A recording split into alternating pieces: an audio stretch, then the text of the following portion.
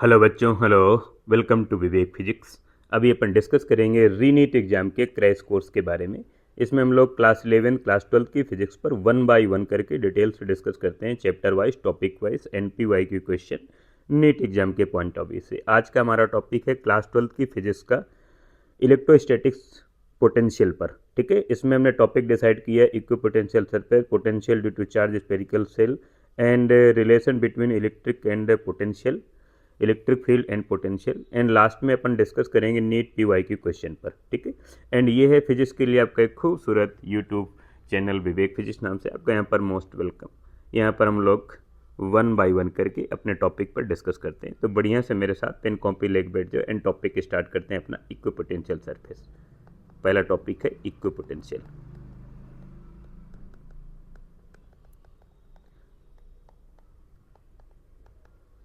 Equipotential surface का मतलब क्या है कि बाय द वे, जैसे मैं यहाँ पर चार्ज रख देता हूँ, ठीक है, पॉइंट ए पर मैंने चार्ज रख दिया और मैंने कहा कि पॉइंट ए पर जो चार्ज है, इस चार्ज की वजह से इस सरफेस पर कितना पोटेंशियल है, मैं कैसे कैलकुलेट करूँगा। अब देखो ज़रा, बाय द वे ये वाली डिस्टेंस आर है, तो ये point by the way x है, ये वाली डिस्टेंस देखो आर है, बिकॉज दिस इज रेडियस, तो ये पॉइंट अगर वाई है। एंड अगर तुम कोई थर्ड पॉइंट लेते हो बाय द वे यहाँ पर आर डिस्टेंस पर, ये पॉइंट जेड हो गया, तो तुम पोटेंशियल का फार्मूला क्या यूज करते हो, के क्यू डिवाइड बाई आर। अब देखो के तो कांस्टेंट है, क्यू सबके लिए कॉमन है, हर एक पॉइंट के लिए एक्स वाई जेड के लिए कॉमन है, एंड डिस्टेंस आर ये भी सेम है। तो मैं कहूँगा कि वी एक्स की वैल्यू वी वाई की इक्वल है एंड वी जेड की वैल्यू इक्वल है।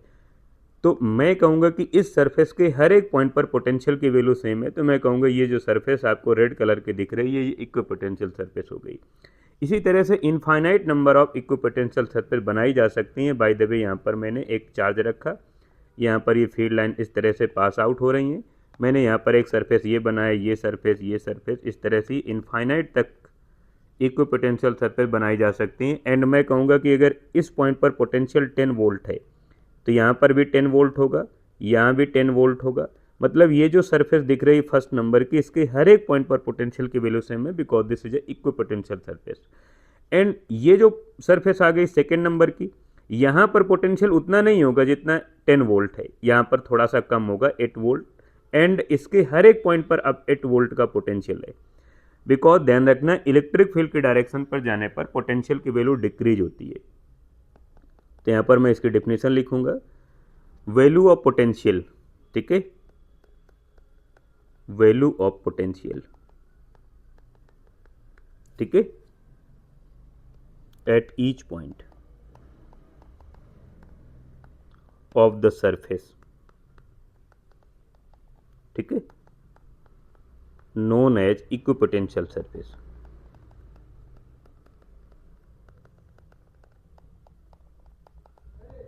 ऐसी सरफेस जिसके हर एक पॉइंट पर पोटेंशियल सेम होगा, उसे इक्विपोटेंशियल सरफेस कहेंगे। ठीक है, एंड ये फर्स्ट पॉइंट है।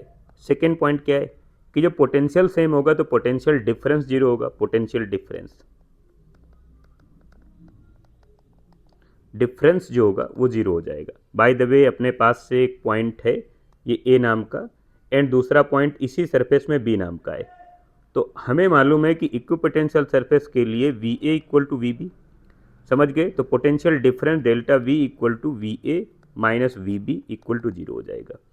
जब पोटेंशियल डिफरेंस जीरो हो जाएगा तो वर्क डन की जो वैल्यू होगी ना, work done in equipotential surface,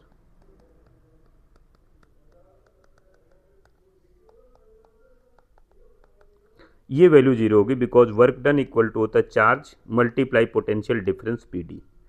अब work done equal to charge, potential difference V A minus V B, and यहाँ पर ये वैल्यू जीरो हो जाएगी, because A and B point पर पोटेंशियल सेम है, जितना ए पर उतना बी पर, एंड टोटल जो वर्क डन आएगा वो जीरो हो जाएगा। ये भी ध्यान रखना है, ठीक है। एंड इक्विपोटेंशियल सरफेस के अगर टाइप्स पर बात करें, टाइप ऑफ इक्विपोटेंशियल सरफेस, तो पहला पॉइंट पर मैं तुम्हें बताऊंगा स्पेरिकल इक्विपोटेंशियल सरफेस।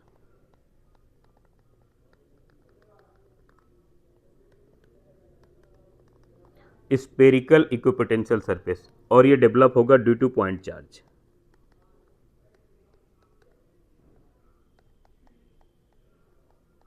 ये पॉइंट चार्ज की वजह से डेवलप होता है।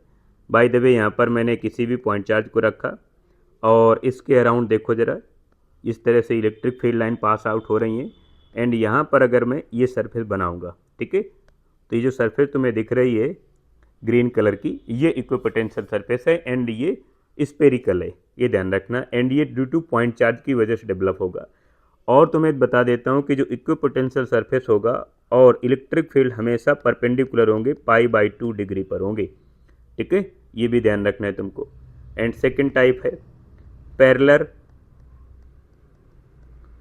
या प्लेन इक्विपोटेंशियल सरफेस।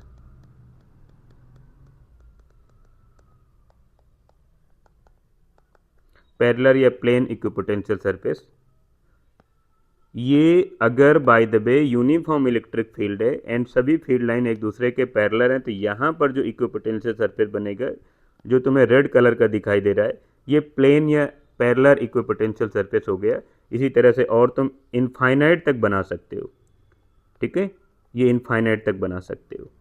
एंड तुम्हें ध्यान रखना है कि ये जो सरफेस दिख रहे हैं इसके हर एक पॉइंट पर पोटेंशियल सेम होगा। बाय द वे 1 वोल्ट है, यहाँ भी 1 वोल्ट है, यहाँ भी 1 वोल्ट है, ठीक है, तो हर जगह पर 1 वोल्ट है, बट यहाँ पर थोड़ा सा कम होगा। Bye the way 1/2 volt, 1/2 volt, ये भी ध्यान रखना है। तो जो वर्क डन की वैल्यू होगी वो 0 होगी। एंड मैं तुम्हें एक की पॉइंट बता देता हूँ, पोटेंशियल की वैल्यू डिक्रीज होगी along the direction of electric field. Value of potential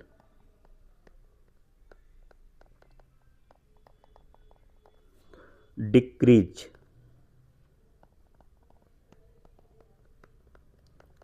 along the direction of electric field। Electric field की डायरेक्शन पर पोटेंशियल की वैल्यू डिक्रीज होती है। जैसे जैसे जैसे जैसे जैसे बाय द वे मैंने ये यूनिफॉर्म इलेक्ट्रिक फील्ड बना लिया एंड मैंने यहाँ पर एक पॉइंट ये लाइन लिया, यहाँ पर एक पॉइंट ये, इस तरह से।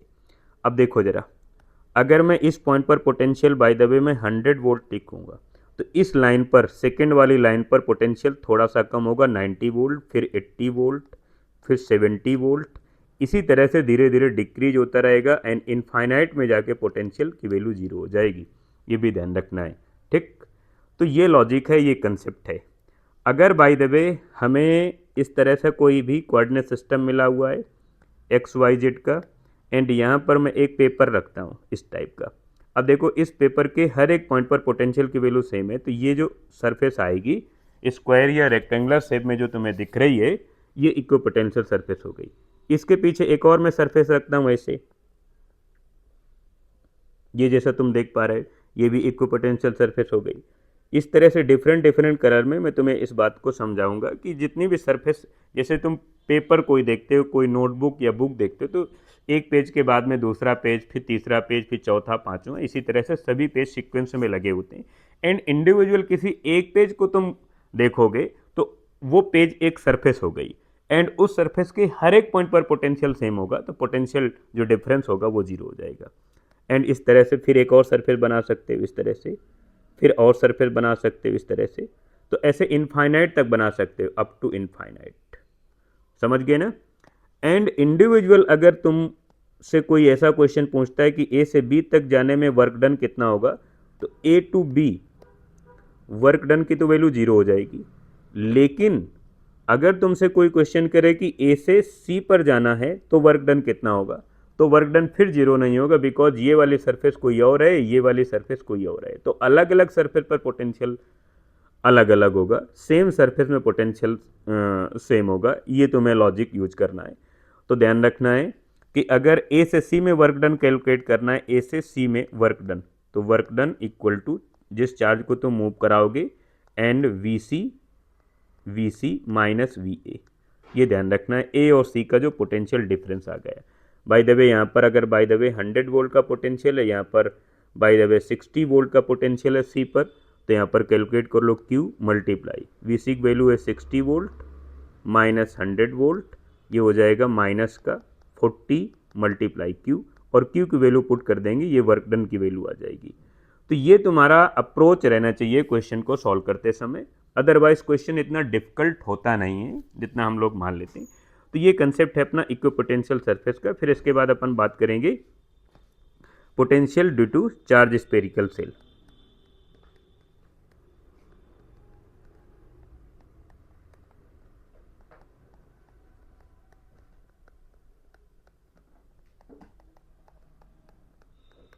ठीक है, potential due to charge spherical cell.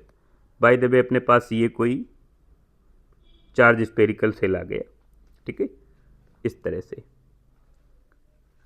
अब इसमें मैं यूनिफॉर्मली चार्ज को डिस्ट्रीब्यूट कर लूँ। तुम इस बात को समझ पा रहे हो कि जब मैं यूनिफॉर्मली चार्ज को डिस्ट्रीब्यूट करूँगा सेल में, तो इनसाइड जो इलेक्ट्रिक फील्ड होगी वो जीरो हो जाएगी। और इनसाइड इलेक्ट्रिक फील्ड जीरो है तो मुझे तीन जगह पर पोटेंशियल कैलकुलेट करना है, एक सरफेस पर, इनसाइड पर एंड आउटसाइड पर। ठीक, ये तीन जगह पर, तीन लोकेशन पर मुझे पोटेंशियल कैलकुलेट करना है। तो बाय द वे मुझे आउटसाइड कैलकुलेट करना है इस पॉइंट पर, आर डिस्टेंस पर। तो जब मैं आउटसाइड वैल्यू कैलकुलेट करूंगा जहाँ पर स्मॉल आर ज़्यादा है कैपिटल आर के कंपेयर में, capital R is a radius of sphere, and यहाँ पर क्यू चार्ज डिस्ट्रीब्यूटेड है, सिग्मा सरफेस चार्ज डेंसिटी है, sigma equal to Q divide by 4πr²। अगर नीड आएगी तो यूज कर सकते हो, ये ध्यान रखना है। एंड v की जो वैल्यू आउटसाइड आएगी वो आ जाएगी KQ डिवाइड बाई R। बस ये फार्मूला तुम्हें यूज करना है, ये आउटसाइड आ गया।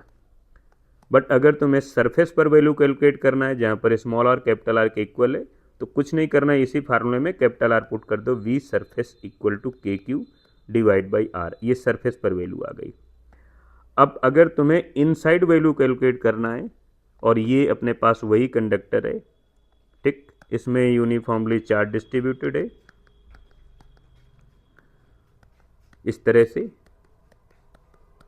और यहाँ पर इनसाइड तुम्हें वैल्यू कैलकुलेट करना है, बाय द वे यहाँ पर कैलकुलेट करना है। एंड यहाँ पर स्मॉल आर की वैल्यू कम है as a compare to capital R, because capital R is a complete radius of circular spherical shell. इस समय तुम ये देखोगे कि जो इनसाइड इलेक्ट्रिक फील्ड है वो तो जीरो है। अब अपने को फार्मूला मालूम है E equal to dV divide by dr। अब इनसाइड पोटेंशियल कैलकुलेट करना है तो inside equal to dV in divide by dr। अब इनसाइड इलेक्ट्रिक फील्ड की वैल्यू जीरो है तो dV in divide by dr। इसका मतलब जिसका डिफरेंशिएशन फंक्शन जीरो होगा वो वैल्यू कांस्टेंट होगी, तो मैं कह सकता हूँ V in equal to constant. ये वैल्यू कांस्टेंट हो गई, मतलब सेंटर से लेके सरफेस तक जो पोटेंशियल की वैल्यू होगी कांस्टेंट होगी। और ध्यान रखना है कि जो V इनसाइड वैल्यू आएगी पोटेंशियल की वो इक्वल होगी सरफेस पर जो वैल्यू आ रही, और वो है KQ डिवाइड बाई R। बस ये ध्यान रखना है। इसका एक बार नीट एग्जाम में क्वेश्चन भी आ चुका। मेरे कहने का मतलब, अगर अपने पास ये कोई कंडक्टर है एंड यहाँ पर ये चार्ज डिस्ट्रीब्यूटेड है इस टाइप से, यहाँ पर ये चार्ज डिस्ट्रीब्यूटेड है, तो यहाँ पर अगर सरफेस पर पोटेंशियल की वैल्यू 10 वोल्ट है तो यहाँ भी 10 वोल्ट होगा, यहाँ भी 10 वोल्ट होगा, यहाँ भी 10 वोल्ट होगा, मतलब हर जगह पर 10 वोल्ट का पोटेंशियल होगा। तो मैंने लिख दिया। एंड पोटेंशियल डिफरेंस की वैल्यू जीरो होगी सरफेस और इनसाइड, ये भी ध्यान रखना है, ठीक। एंड इसका अपन ग्राफ बना लेते हैं। देखो जरा, small R equal to zero मतलब सेंटर आ गया, तो सेंटर से सरफेस तक वैल्यू कितनी है, कांस्टेंट। अब आ गए अपन सरफेस पर जहाँ पर स्मॉल और कैपिटल आर इक्वल है। इसके बाद फिर ग्राफ पोटेंशियल का V inversely proportional to R, ये रिलेशन बन रहा है। तो ये ध्यान रखना है, ये इनसाइड वाला रीजन आ गया, इनसाइड वाले रीजन पर इलेक्ट्रिक फील्ड जीरो है एंड V कांस्टेंट है। तो तुम्हें ये कंसेप्ट यूज करना है। एक बार नीट एग्जाम में आया हुआ क्वेश्चन सेम टॉपिक से, और वो कैसा था क्वेश्चन PYQ का, मैं तुम्हें बताता हूँ। इस टाइप से क्वेश्चन है, ठीक है। यहाँ पर चार्ज डिस्ट्रीब्यूटेड है यूनिफॉर्मली, ये यूनिफॉर्मली चार्ज डिस्ट्रीब्यूटेड है, और एक चार्ज पार्टिकल को Q को सरफेस से सेंटर तक ला रहे हैं। ये सेंटर हो गया, ये सरफेस वाला पॉइंट हो गया, तो S से C तक लाते हैं। इस सिचुएशन पर अपने को वर्क डन कैलकुलेट करना था, find work done.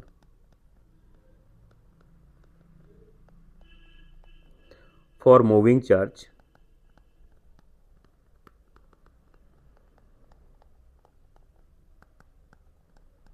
From S to C, surface से सेंटर की तरफ। तो वर्क डन का फार्मूला हमेशा ध्यान रखना, work done equal to charge जिसको आप मूव करा रहे हो multiply potential difference P D. अब इसे लिखोगे Q, ठीक है, and potential difference VC minus VS। अब तुमको मैंने बताया कि जो सेंटर वाली वैल्यू आ रही है मतलब इनसाइड, वो तो सेंटर पर ही है ना, क्योंकि सेंटर तो इनसाइड होगा और वो सरफेस के इक्वल है। तो यहाँ पर पोटेंशियल डिफरेंस जीरो हो जाएगा एंड ये पूरी वैल्यू जीरो हो गई, वर्क डन की वैल्यू जीरो हो गई। तो ये ध्यान रखना है कि सेंटर पर जो पोटेंशियल है वही सरफेस पर है।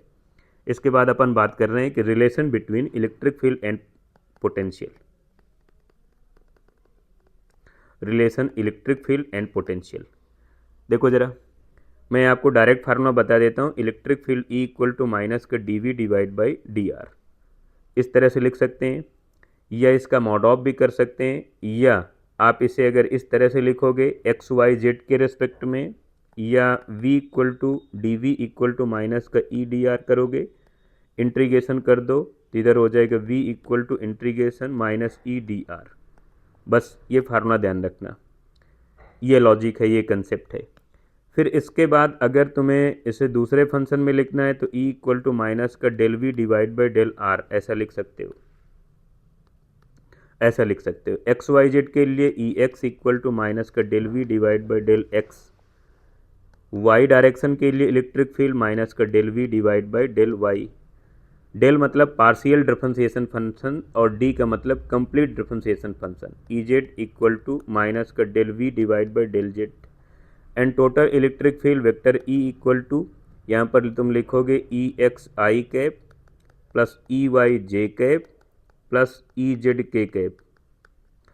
अब इधर हो जाएगा वेक्टर ई इक्वल टू, इधर हो जाएगा माइनस में सभी से कॉमन आ जाएगा तो इधर हो जाएगा del V divide by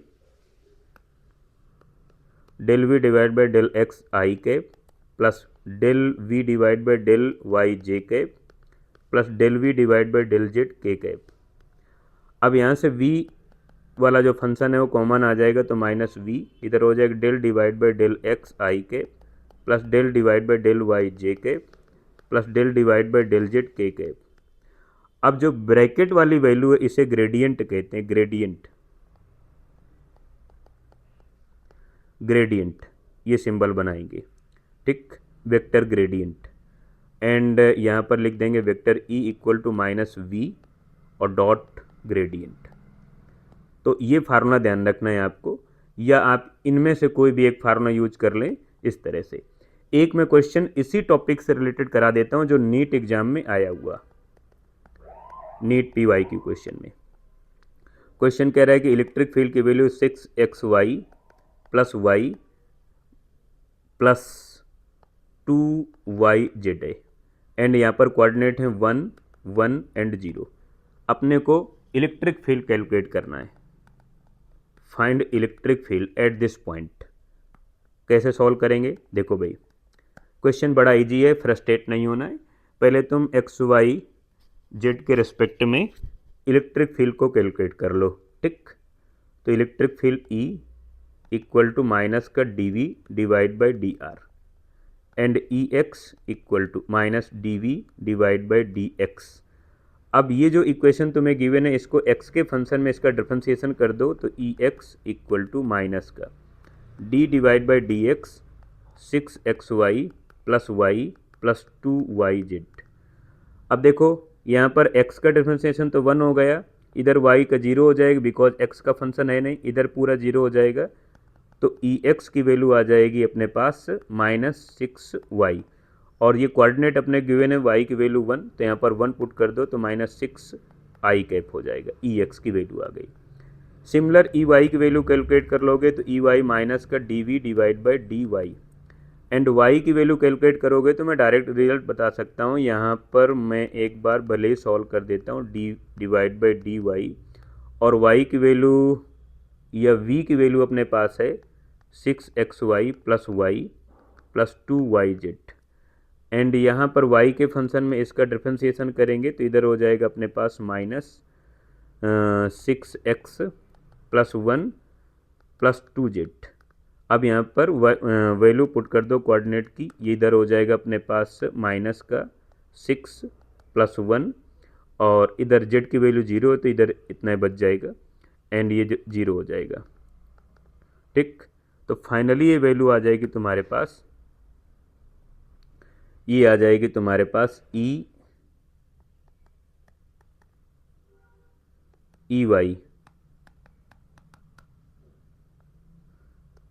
Y equal to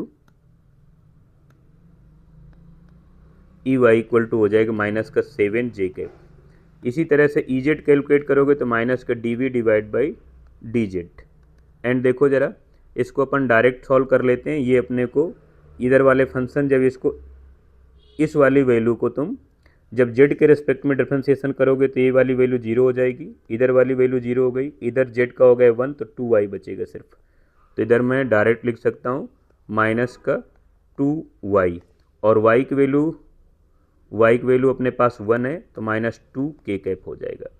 and electric field vector E equal to E X I cap plus E Y J cap plus E Z K cap.